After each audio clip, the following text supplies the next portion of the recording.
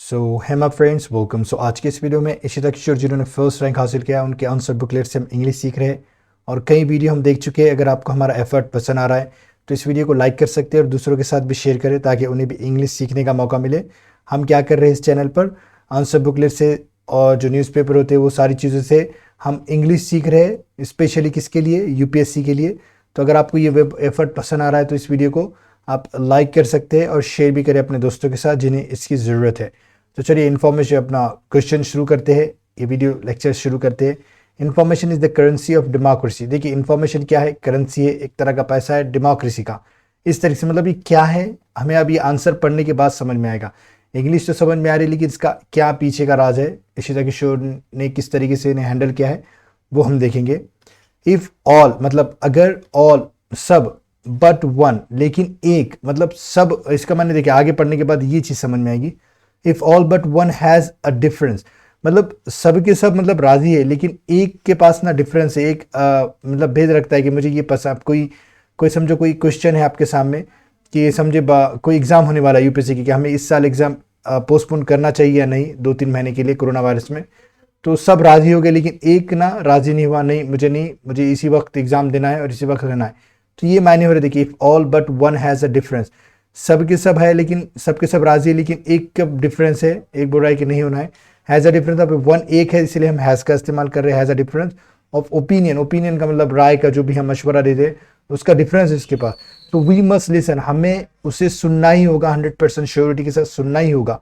For the truth can emerge from anywhere, for the, क्योंकि मतलब यहाँ पे क्योंकि की तरह इस्तेमाल हो रहा है। द ट्रूथ, सच्चाई, कैन इमर्ज उभर सकती है, उठ सकती है, फ्रॉम एवरी एनीवेयर मतलब कहीं से भी। ये किसने कहा था, जे एस मिल ने। तो इस तरीके से एक चीज़ कोट की गई यहाँ पर, मतलब ये बताने के लिए कि आंसर किस तरीके से शुरू किया गया। देखिए, as one of the first champions, okay, as one of the first champion of democracy, मतलब फर्स्ट चैंपियन के डेमोक्रेसी के फर्स्ट चैंपियन की तरह, इस तरीके से बोलेंगे, होने के नाते इस तरीके से।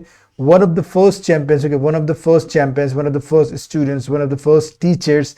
यहाँ पे हमेशा प्लूरल में होना चाहिए, ऐसा होना चाहिए, मतलब कई चैंपियन में से एक की बात कर रहे हैं हम, of democracy. Mill has highlighted, mill highlighted कर चुका है, मतलब उस पर जोर दे चुका है। द पैरामाउंट इंपॉर्टेंस ऑफ, मतलब पैरामाउंट इंपॉर्टेंस यानी बहुत ज़्यादा आला दर्जे का इंपॉर्टेंस, बहुत अहमियत रखने वाला, of every piece of information. Okay, तो यहाँ पे क्या गया है, Mill has highlighted the paramount importance of every piece of information, मतलब मिल ने क्या किया है कि हर एक तरह की इंफॉर्मेशन को, paramount importance of every piece of information, मतलब हाईलाइट किया है कि हर तरह की इंफॉर्मेशन, पैरामाउंट मतलब आला दर्जे की होती है। Mill has highlighted the paramount information of every piece of, मतलब आपके सामने कोई भी एवरी पीस ऑफ इंफॉर्मेशन यानी हर तरह की, मतलब पीस ऑफ इंफॉर्मेशन यानी मतलब कोई भी, अपन बोलते हैं ना, आई हैव सम एप्पल्स, मेरे पास कुछ एप्पल्स है, तो पीस ऑफ इंफॉर्मेशन इस तरीके से इस्तेमाल होता है कि कुछ इंफॉर्मेशन, एवरी पीस ऑफ, हर तरह की इंफॉर्मेशन को हमें अहमियत देनी चाहिए, इस तरीके से हाईलाइट किया गया है किसने, किसके द्वारा, मिल के द्वारा। This prevents, okay, this prevents यानी ये रोकता है, ये यार प्रिवेंट्स के माने स्टॉप करता है, कोई खतरा है समझिए तो हम उसे प्रिवेंट करते हैं, तो हम उसके लिए प्रिवेंट इस्तेमाल करते हैं, स्टॉप के लिए, सिनोनिम से समझ जाइए। दिस प्रिवेंट्स, ये प्रिवेंट करता है, ये वाला, मतलब हमें हर किसी का इन्फॉर्मेशन सुनना चाहिए, बात सुनना चाहिए। बोथ मतलब दोनों, इट प्रिवेंट्स बोथ, दोनों, मतलब the tyranny of one over majority, मतलब जो tyranny होती है ऑफ वन, यानी समझिए कोई एक ही है राज कर रहा है और कहीं ज़्यादा पर, तो ये उसे भी रोकता है, एज वेल एज, और साथ ही साथ और किसे रोकता है ये, ओके, मुझे थोड़ा सा नीचे ले लेता हूं मैं, और किसे रोकता है, देखिए यहाँ पे, as well as of majority over one, as well as यानी साथ ही साथ, that of majority over one, that of यानी ये जो हम कंपैरिजन कर रहे कि ये, दिस प्रिवेंट्स बोथ tyranny भी, मतलब tyranny of over one, tyranny of one over majority, मतलब अगर एक का राज चल रहा है कईयों पे या फिर कईयों का राज चल रहा है एक पे, ये दोनों को भी रोकता है, इस तरीके से बोलेंगे हम। This is best understood from the story of a common Indian man, this is best understood मतलब ये बेहतर तरीके से समझा गया, फ्रॉम द स्टोरी, एक स्टोरी से, एक कहानी से, ऑफ अ कॉमन मैन, एक आम इंडियन से, एक आम भारतीय से, who was yet to make a name for himself, who was yet to make name for himself यानी जिसे अभी भी उसका नाम बनाना था, okay, make a name for himself मतलब खुद के लिए अभी तक उसका नाम, मतलब सक्सेस होना था, पावरफुल बनना था, इस तरीके से माने आ रहे, who was yet to make a name for himself, okay, इस तरीके से बोलेंगे हम। तो देखिए हम आगे आगे बढ़ते हैं, ओके, थोड़ा सा ऊपर ले लेता हूं मैं भी।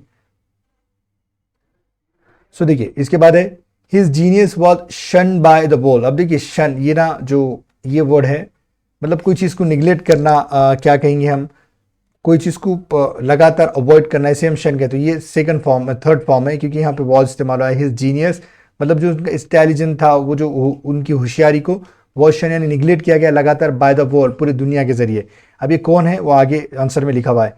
His in depth analysis was found in the shredding machines of monetary policy authorities। Okay, अब ये क्या है, हिज इन डेप्थ एनालिसिस मतलब उनका गहराई से एनालिसिस किया वो चीज़ कहाँ मिलती है हमें, shredding machines of monetary policy authorities.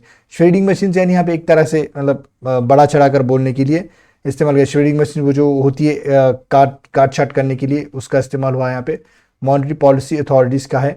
His warnings discarded as bearish paranoia. Okay, his warning जो उन्होंने चेतावनी दिए थे डिस्कार्ड किया गया, मतलब उसे रिजेक्ट किया गया एज बेरिश पैरानोया। पैरानोया क्या होता है, एक पागलपन जिसे कहेंगे, और बेरिश एक मंदी का पागलपन। मतलब क्या कहेंगे बेरिश के लिए, देखिए जो मतलब जो मंदी होती है, एक तरह से क्या कहें, मतलब जो गिरने वाला है, बेरिश है, मंदी है, पैरानोया यानी पागलपन। ओके, सो इस तरीके से यहाँ पे बताया गया उस शख्स के बारे में। वो शख्स कौन है आगे रिवील होने वाला है।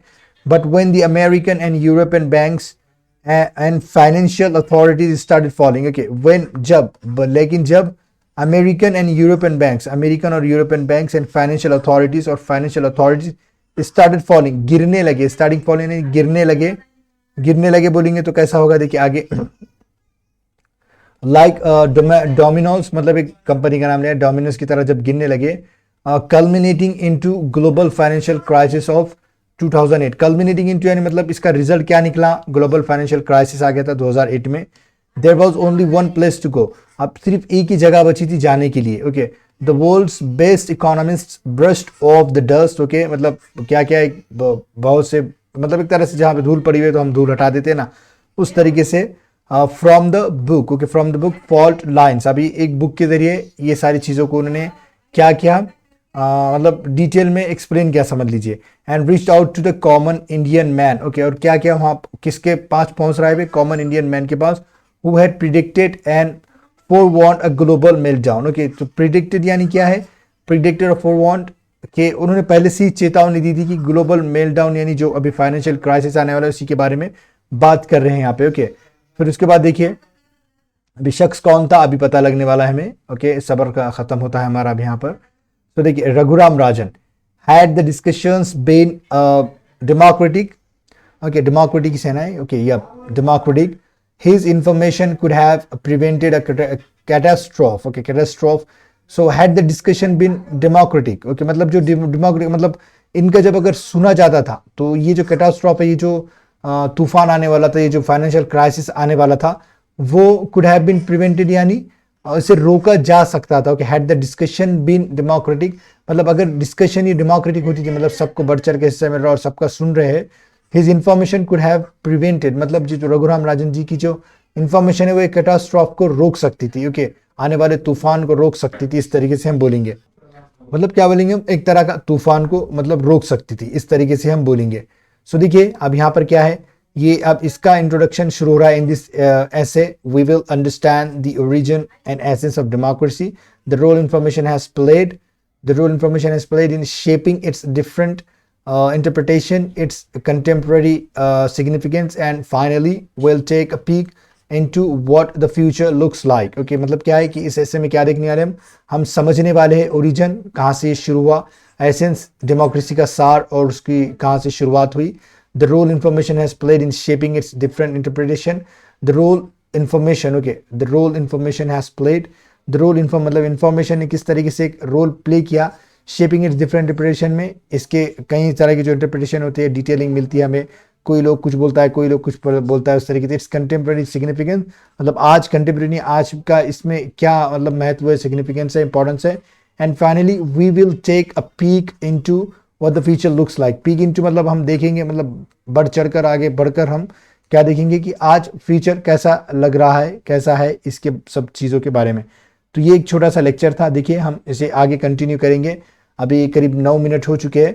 तो देखिए अब तक अगर आप वीडियो देख रहे हैं तो इसे लाइक ज़रूर करें, क्योंकि आपके लिए एफर्ट कर रहे हैं। तो आपको सिर्फ बटन दबाकर और क्या करना है, कमेंट करना है हमें। सिर्फ बताना है आपको कि वीडियो कैसे लग रही है, और वीडियो अगर आपको पसंद आए तो ज़रूर लाइक ज़रूर करें। वीडियो देखने के लिए आपका बहुत बहुत शुक्रिया।